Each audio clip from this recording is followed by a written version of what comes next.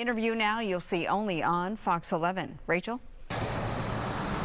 Yeah, I spoke to a woman right now who's also a mother of two. She tells me she now is speaking out to tell her story because she says she doesn't want anyone in power to abuse their authority. She also tells me she doesn't want anyone else to be harassed like she was. My son, my youngest one, he's a very talkative kid, so he went up to the police officers. And Brianna Ortega says it was September 2023 when she and her sons had a brief interaction with law enforcement at a family event in Coachella.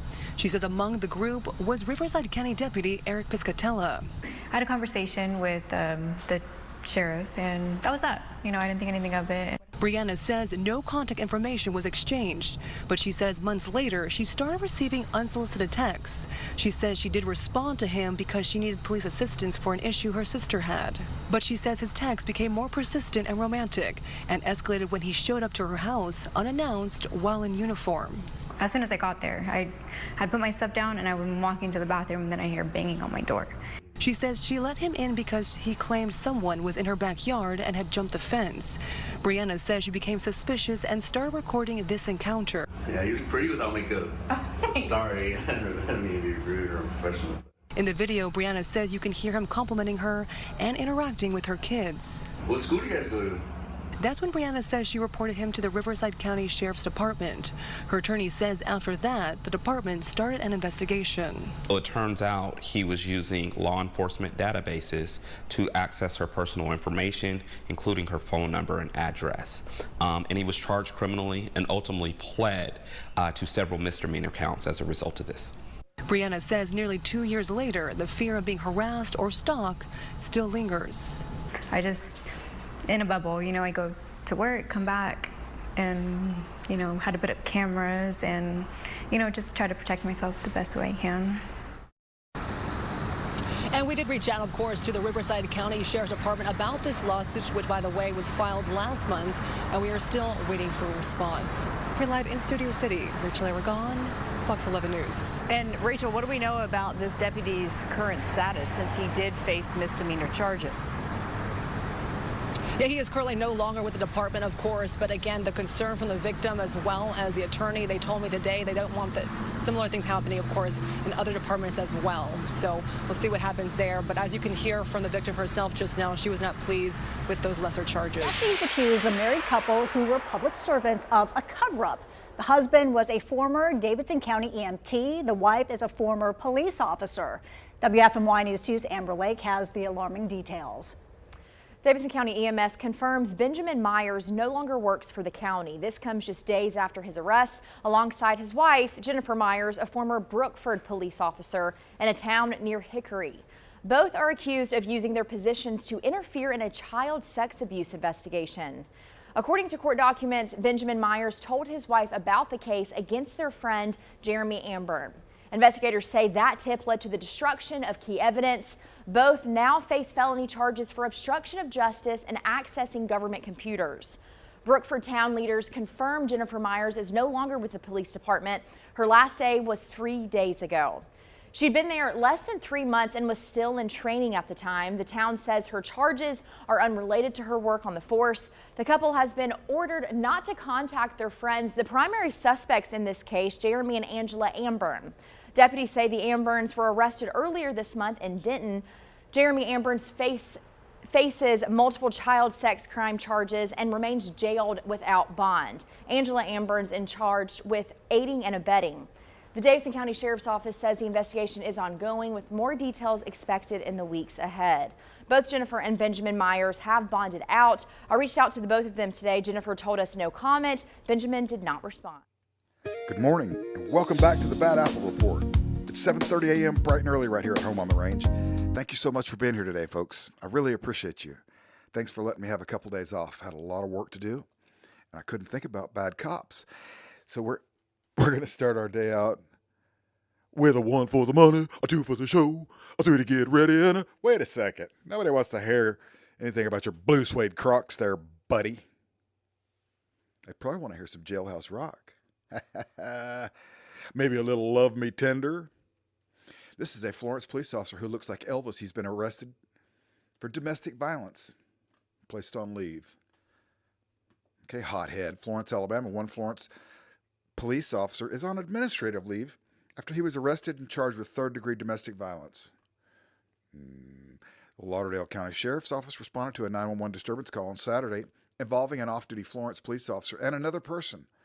After investigating and speaking with several witnesses, the officer, identified as Evan Elvis Thornton, was arrested. Thornton was booked into the Lauderdale County Detention Center with a $5,000 bond. Well, okay. Got a celebrity down there in the pokey. Thanks for being here, folks. I really appreciate you, and let's move on with the show. A Hillsborough County detention deputy is now facing charges. She is accused of driving under the influence. Deputies arrested Shannon McBride in Bradenton Saturday night after receiving a call about a drunk driver on Upper Manatee Road.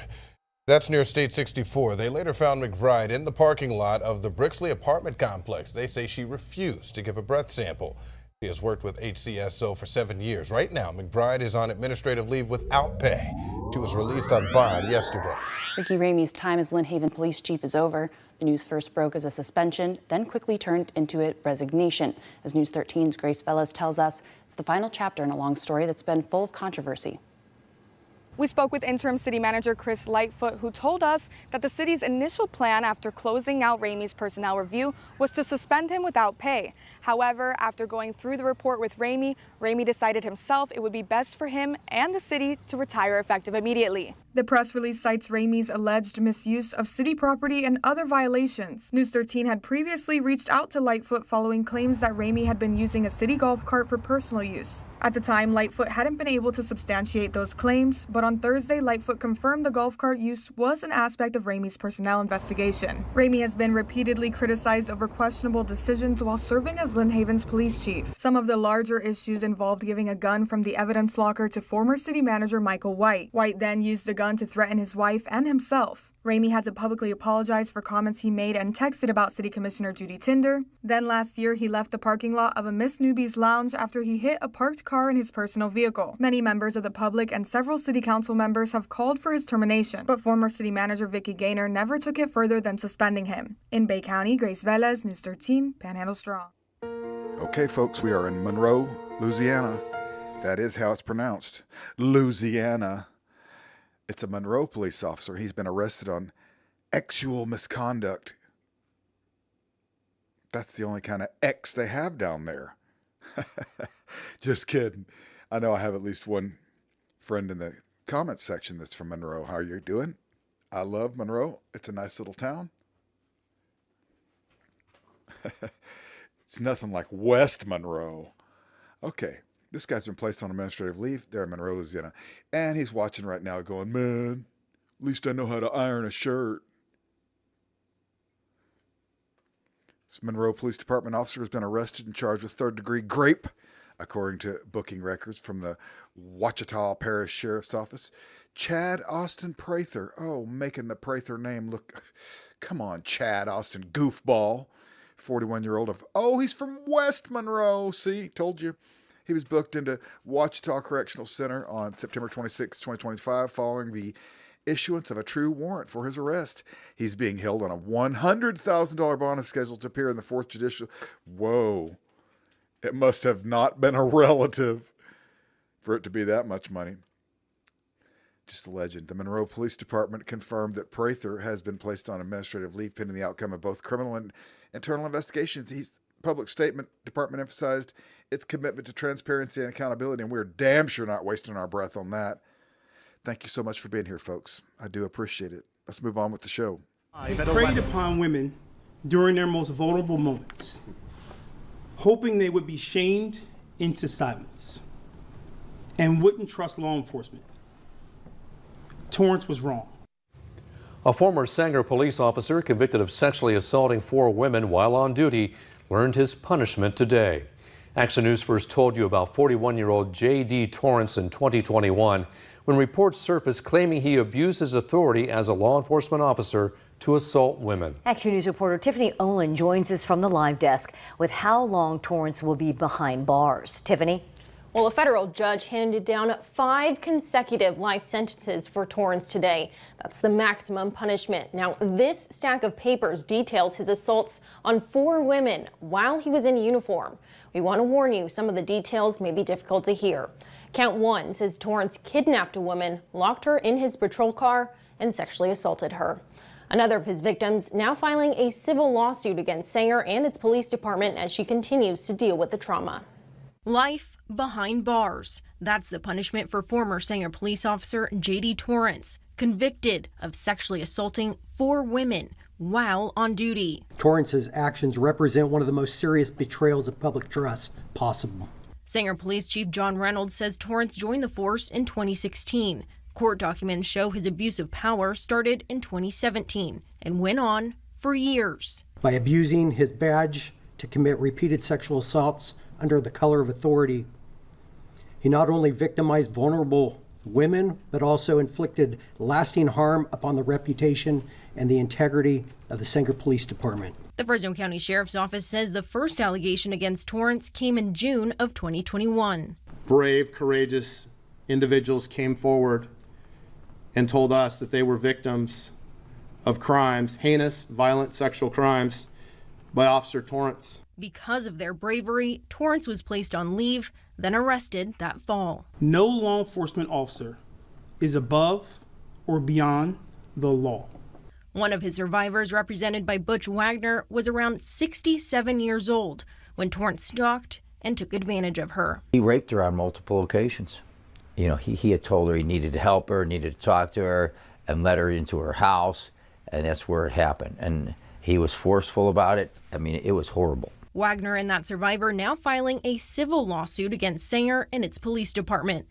I want to find out from the city of Sanger how this went on so much with Torrance, how the city of Sanger did not know that Torrance was out there, you know, engaging in these acts. The Sanger police chief hoping to regain the trust of the community every day.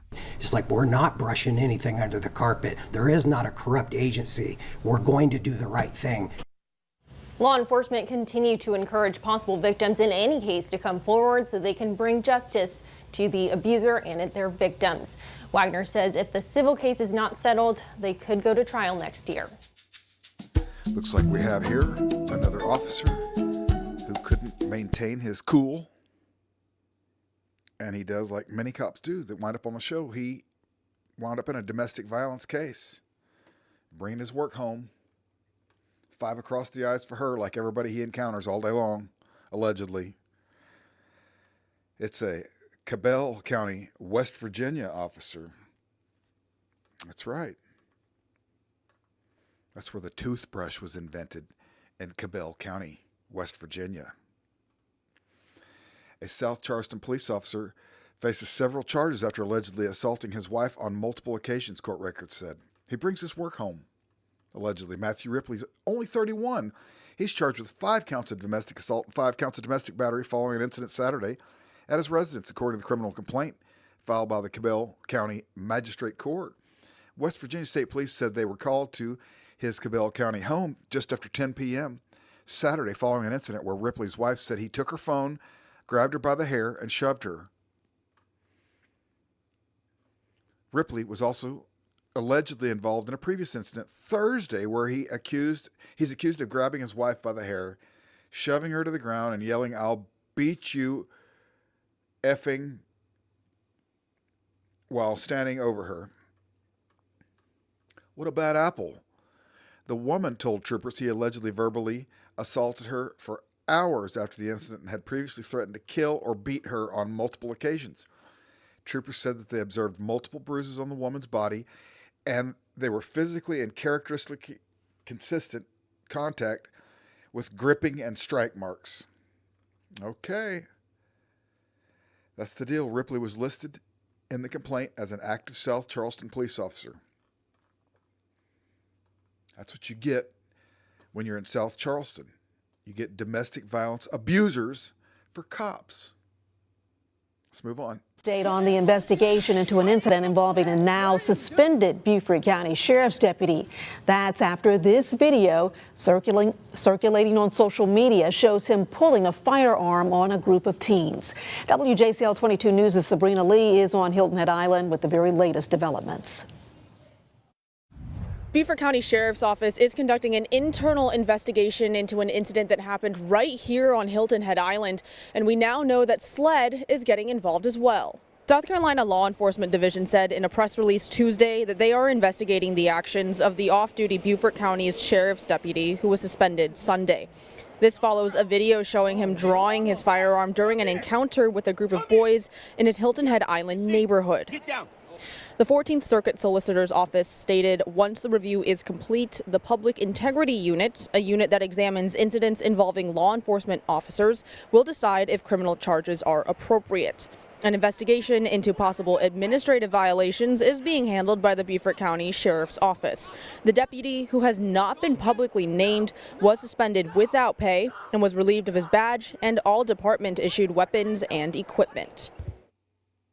Okay, let's call it a day with that. Thank you so much for being here to watch the Bad Apple Report with me. I really appreciate you. I hope you have a wonderful day. I'm going to whip up some more Bad Apples for you, and we'll see you right away.